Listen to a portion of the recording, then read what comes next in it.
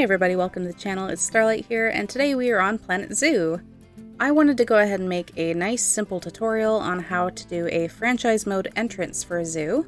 So first thing you want to do is pause your game, because you really don't want to be trying to build in the dark, and if you leave it playing, it's going to become dark and you're going to keep losing all your money. It's going to keep going down over time. So the best thing to do is to just pause it right away, and then you don't have to worry about losing anything. So we want to start out with the pathing. We're going to go into the paths, align to grid, and you're going to want to right click on here to delete these, and click on one of these, doesn't matter which one because they connect to each other here. You're going to want to come out to, let's say about here for now. You're going to want to go to staff pathing, and one of the first things you want to put down is all the staff buildings. As you can see right here, we have alerts for all of these different staff facilities that we need. So we're going to stay in the grid, and I like to come about 3 out and come to about here. Now you don't have to do it on both sides. You could put it all on one side if you wanted to. I just like to have it on both sides just for the sake of it being even. So these trees are going to be in your way, so you can delete them if you want to, but it does cost a little bit of money, so I prefer to just move them aside because I can just put them down somewhere else instead of having to buy them back again. So I'm just going to move all out of the way. And now we have this nice clear little area for our staff buildings. So you want to come down into facilities and come into staff facilities. Make sure that your blueprints are turned off, because all the blueprinted ones cost a lot more, and we need one of each of these. Now there are more expensive bigger ones, you don't want those. We're going to pick the cheapest ones. So you select one of these. Now you come over here, make sure that you have add building selected. Now come over to the entrance building, click on it, and it will add it to the group. If it's added to the group, then it will be on a grid, and the grid lines up perfectly with the pathing when the pathing is also on the same grid. So I'm just going to spin this around. Now the reason why that you don't want these staff facility buildings on the main path is because they do actually have a radius of negative impact for the guests. And if I select that, you can see that red area. If the guests walk through that red area, it makes them really unhappy. So you don't want this anywhere near the path, the main path, I mean.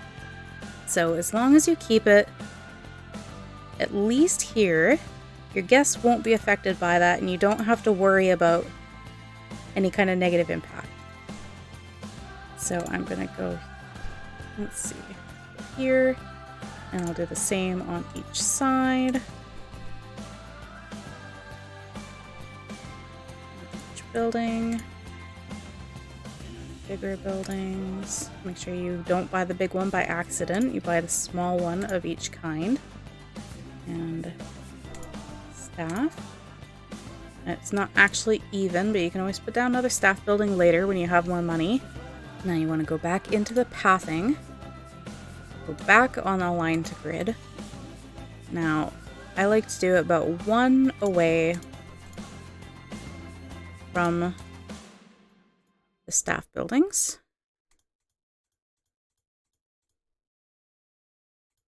Build this out more. You want this out by 1, 2, 3, 4. And I'll show you why I'm doing this in just a minute. It'll all become clear in just a second. Fill that in. There. Now, this is very important. You don't have to do this, but this is something that I find makes it much, much easier to make money in the beginning, is putting down exhibits. Now, you don't have a lot of money to start with, so I wouldn't advise putting down more than 2, but you're going to want to do the same thing, put it on the group, and you could make it so it's right up against the path, but personally I'd rather have it be like this. That's just my preference. You don't have to have it like that, but I find that this is the easiest way. And then of course you do want donation bins. Donation bins are very, very important. a big chunk of your income comes specifically from donations. So that's definitely something that you do not want to skip out on. Now, they're ugly and you can always move them later. But I find having one close to the area where they view the animal is ideal, because then every single guest is going to have an opportunity to give a donation. And the more donations you get, the better. I do also like to put down their information things, making it more likely that they will give donations. Now, if you put down a blueprinted one, it should already have these attached to it. But I did not do that, so I'm putting these down myself.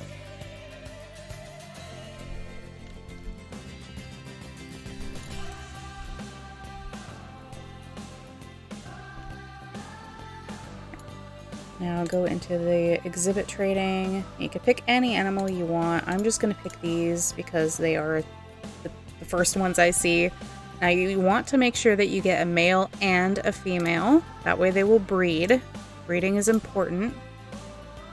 Although you should probably pick one that has a better fertility if that's your goal. You're going to want to come in here. Send it. Same here. Send it, and then you have your first couple animals, and these will reproduce relatively quickly. You can also set it so it should automatically sell the extras. I'm not remembering how to do that at the moment. It's within this section here. So you can manage population, you can set how many maximum males you want, the age priority, etc., etc. And that way it will just do it by itself and you don't even have to worry about it, and it'll just be an income that you get on your own without even having to interact with them. So I would highly recommend first going in here, and I'm going to press play just for a minute just so I can make sure that those are in the right ranges.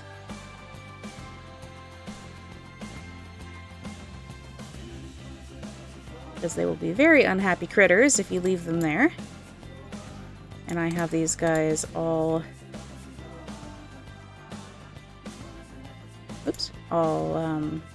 researched, so I'm just going to turn on all of these. You can turn on whichever ones you want. Only a certain amount of them actually. See, you can leave a couple off, it doesn't matter. A wee bit more. There we go. Okay, so these guys are all nice and happy. You're going to want to turn on your education. The faster way to do this would be put the education down last, and then once you select one, you just copy that one, and it'll automatically have the right animal in it, so you don't have to select it for all of them, but I didn't do that because I am dumb. There we go, we have these down. Now, the next thing you want to do is have some kind of food court area. Now, I'm going to do it this way. Not sure why the paths are gone, but there they are. Now, I gotta keep in mind the energy only comes to about here. You don't want to put anything farther beyond this point. I'm just going to put it down to here for the marker so I know exactly how far to go, or rather how far not to go. And I'm going to place, I think, my buildings right there.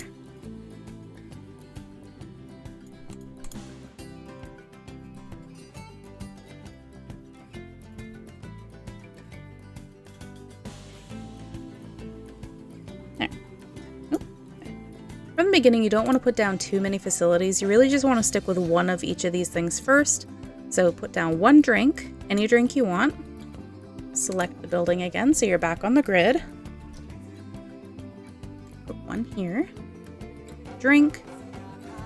And a food. You could fill all these in with more drinks and more food later if you would like. But personally, I would advise against doing that in the beginning. You really just want one, because the more you have, the more it's going to cost to keep everything running, and you really do not want to go bankrupt. That's the whole point of this kind of tutorial, so you can make sure that everything is well within your ranges and you can earn the most money in the most shortest period of time. So I'll put down an information center and one gift shop. I'm going to put down just a memento. No particular reason, just because. And then we're going to come in here and we're going to get some tables. You can pick any tables you like. I'm just going to use these for simplicity. One here, one here. You don't have to put down 4, but I'm going to put down 4 because I feel like it. And you're going to want to take some garbage cans. I'm just going to use these for now. Make sure you put them all over the zoo because these people are notorious for throwing the trash wherever they want to and paying no mind to whether it's acceptable or not. And I'm going to be a terrible zookeeper and put the benches right beside the smelly garbage. Now you really can build this out any way you want to. I normally would not put these down here. I would keep them all up here and to be, you know, even and in order, but I want to keep all my food related things up here. Although you could move them if you ever wanted to, so it doesn't really matter too much. The most important thing is just to make sure that everything stays within your energy field. And now with that, we're going to go ahead and start on some actual animals. Now, this is also very important. The animals you pick, it's very important that you start off with low-rated animals. Not necessarily low rating in general, but they need to be kind of on the smaller side because the bigger they are, the more you have to pay to feed them, and the bigger the habitat needs to be, and which will cost a lot more money in the long run, or even in the short run. It's very expensive with certain animals like tigers. You don't want tigers in the beginning. Now these are a little bit costly, so let's go to price. Price down. And you want something that's nice and small. You're elderly, I don't want to pick you. Cash listings, because I'm sure you probably don't have a lot of conservation credits if you are looking at this tutorial. So let's start with wild boar. Let's get a couple of these because they're nice and cheap. Wild boar. Search that up so I can find a male quickly. Assuming they have males. Do they have any males? Any cheap males for me? Let's see, only males. Select only males. Confirm. Now, I'm just gonna buy this guy just because he's cheap, but it doesn't really matter what animal I get. And for the next one, let's buy something nice and cheap. Cheap, cheap, cheap. What is there that's cheap?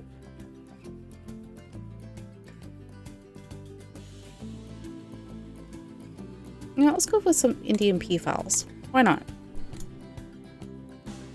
They're nice and cheap. They have a low rating, and they don't need a whole lot of space, I don't believe. So they should be pretty easy. Yeah, they don't need a lot. So we're gonna go back into our pathing again. We're gonna select. And now select grid. Out from here. This.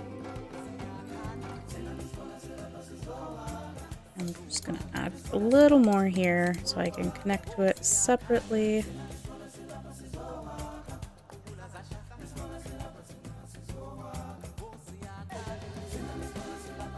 And as you can see, we've got no keepers. So yes, I will add some people because that is a necessity.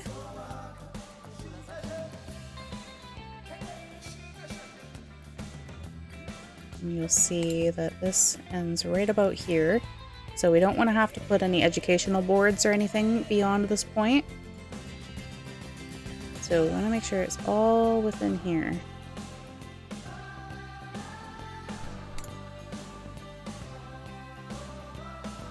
I'm going to do the same on the other side so we can put another habitat over here. And like I said, you don't absolutely have to do it this way. It's just a nice, simple way to do this.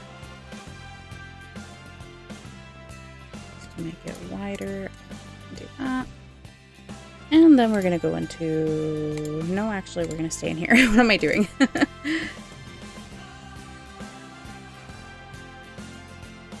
I'll come out this way by 2. Oop. Bring it right up to there.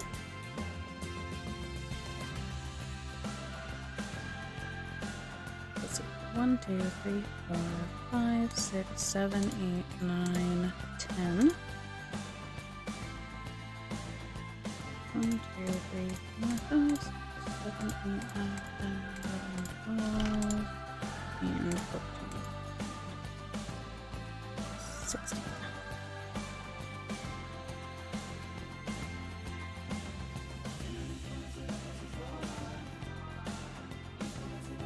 Now I think this is probably more than big enough. Shouldn't need to make it come out more. That should be good enough. 8. Now I am going to go ahead and move these trees out of the way. Like I said, they are in the way. They're still in the way because I didn't move them over far enough. 1, 2, 3, 4, 5, 6, 7, 8.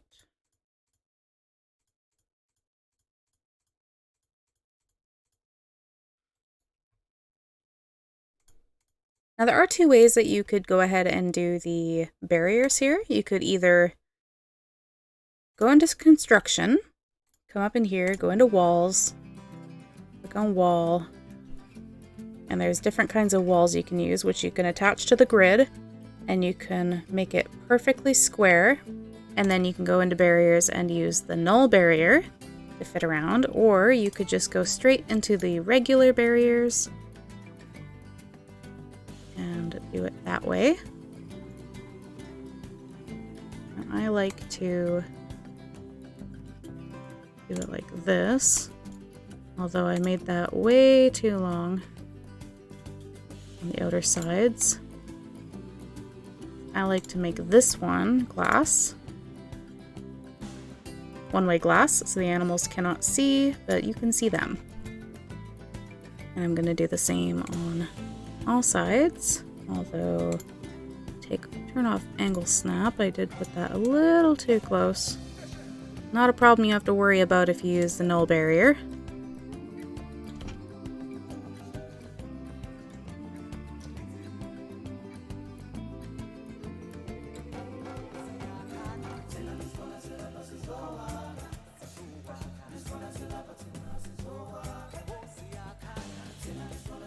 I'll make both of those glass. How big is it now? I have no idea. I wasn't paying attention. Bigger than that. I got bigger ones.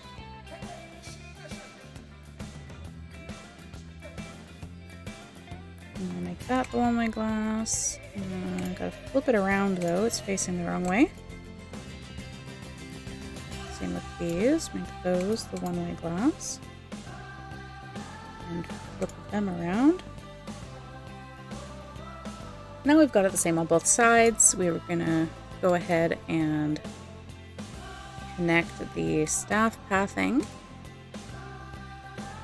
there. That way the staff can easily get to these, and we're gonna go into barrier and put down a gate.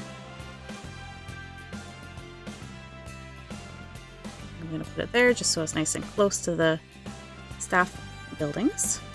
And now we need to go and grab ourselves some staff. We're gonna get a caretaker, a keeper, and a mechanic. Now there are other staff, like there's a security, veterinarian, and educator. You can get all of these later. It's just an unnecessary cost in the beginning, so I would hold off on hiring these guys. And as for vendors, you don't need to hire any vendors right away or ever. It really depends on how big your zoo gets, but in the beginning, you really don't need to hire any because every time you place one of these down, you do actually automatically get one. But once your zoo gets bigger and you need more to manage all of your stuff, like as they go on breaks and things so they don't get too tired, then you can get some, but I wouldn't worry about hiring any right now. So we're going to go into our animal trading, and I'm going to get the wild boars and place them into one of the habitats. And Indian peafowls I'm going to put in the other habitat. I'm going to run the game just for a few minutes, just to make sure that the animals all get into their habitats, and as you can see, a whole bunch of guests are flooding in all of a sudden. And as you can see, we did finish a challenge, adopt exhibit species, 2 different species. Gonna collect that, so it's an extra 1,000. We're pretty low on funds all of a sudden, which is why I do this the way I do, because a lot of stuff, including pathing, costs quite a bit, so it might be better to not go around if you don't need to. But we have just enough money to be able to do so. Now once our animals are in here, we can put down their absolute bare necessities. Food, I'll place down a small one for now because it's cheaper. And drink. It doesn't matter where you place them, you can put them wherever you want. That right there. And I'm going to do the same on the other side because they need water too. Now, wild boar, their food. I'm going to put down the little baby one. And we can always upgrade those later, but it's better to start out small if you don't have a whole lot of money. And because I did all the extra pathing, we don't have a lot of money. And then we're going to get our donation bins. Now we're just going to start at these ones because those are the places that the people are going to come to first. We can always add more around the other side later, but they're less likely to go there. So we're just going to add those 2 for now. And we are going to grab a couple of these. And we're going to get the cheap one. One right there. And one right there. This one will be the Indian peafowl, and once the wild boar is in that one, then we'll upgrade that one. But for now, let's see what these guys need for terrain. I'm just going to upgrade their terrain so they're nice and happy. Now I'm just chucking stuff down, and it really doesn't matter where you put things. Design these however you like.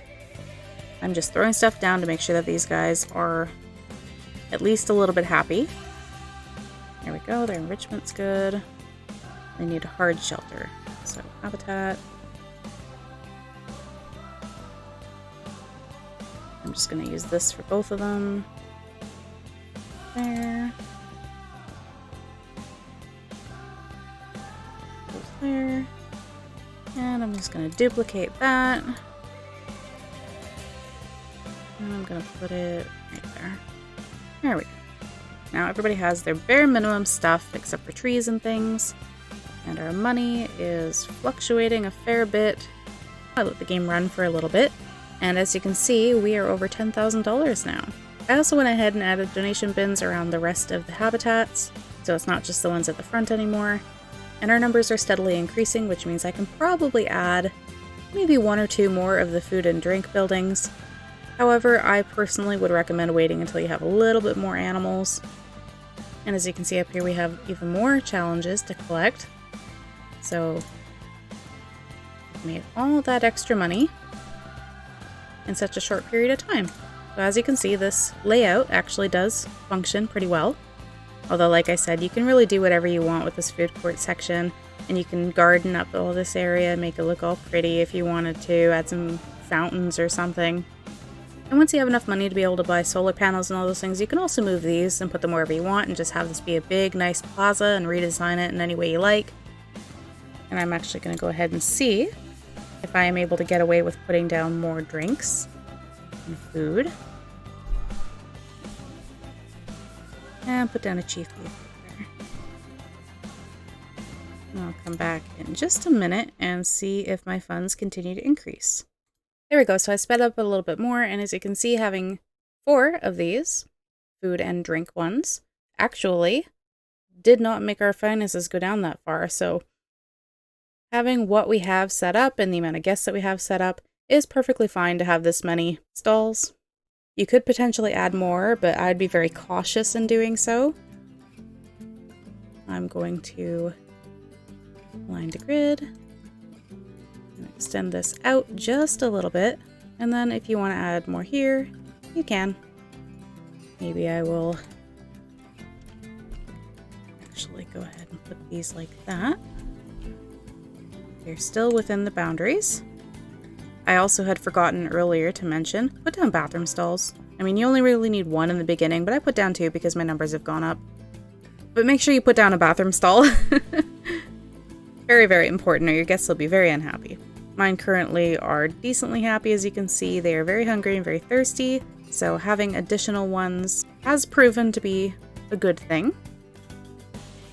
Now, if you wanted to, you could also potentially connect this area here, so people can walk straight across instead of having to go all the way around to get to the food. That would probably be ideal. So I'm actually going to go ahead and... Come on now. There, nice little section for people to go through. I'm going to pick this up right there, and pick this one up, put it right there. And that's all nice and symmetrical, and everybody's happy. So yeah, that's the basic tutorial. If you found this helpful, please leave a like. That'd be awesome. Really helps out the channel, and consider subscribing if you'd like to see more Planet Zoo or even Story of Seasons Wonderful Life videos. And I hope to see you guys in the next one. Bye!